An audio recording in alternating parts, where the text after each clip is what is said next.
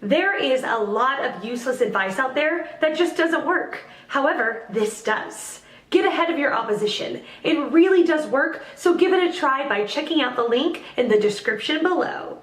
The question, should I include my work ethic in a cover letter? Answer by Ray Stonehouse. If you are defining your work ethic as regularly working 100 hours per week, I certainly wouldn't include it in a cover letter. If you are a lawyer, perhaps, but otherwise, no way. Working that many hours, if anything, illustrates that you do not have balance in your life. As well, working that many hours on a regular basis is not sustainable in the long run. A potential employer could look at your habit negatively and make an assumption that you could be leading to a breakdown, which could in turn cost them money. Having worked in the mental health field almost all of my career, I can tell you that there is merit to the old saying of all work and no play makes Jack a dull boy. It can also lead to mental health issues.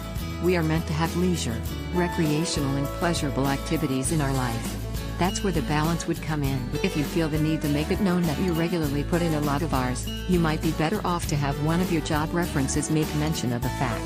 Or you can have someone provide you a LinkedIn testimonial attesting to the fact. Highlighting that you are a workaholic in your cover letter would not be a good idea. Answer by Joel Winter. Probably not. Whenever I read claims like quick learner, thought leader, strong work ethic, or other subjective traits marketed on a person's resume, it makes me wonder why you're emphasizing those things over objective skills and verifiable accomplishments. Further, if you tell me you're working 100 hours a week, I have suspicions about your work efficiency, as well as any sense of balance that you bring to our employment relationship. How you work, and how you work with others might be more important to me than the number of hours you work. I also wonder if you're able to set limits, or even say no, when you ought to. It raises more questions than it raises confidence in me. Ray Stonehouse is correct when he suggests that using a professional reference to comment on your work output will be more helpful than putting this forth yourself. Interview, get the job on the merits of your skills, and then work the 100 hours a week. Answer by Daniel Perry. If your work ethic is so great, why don't you innovate with a cover letter? Put some crazy good effort into making it effective. Effective meaning it gets attention, highlights top qualifications, and contains something useful that you can't find elsewhere in the application. Do you think any applicant in a history of job applications has said "I'm really lazy.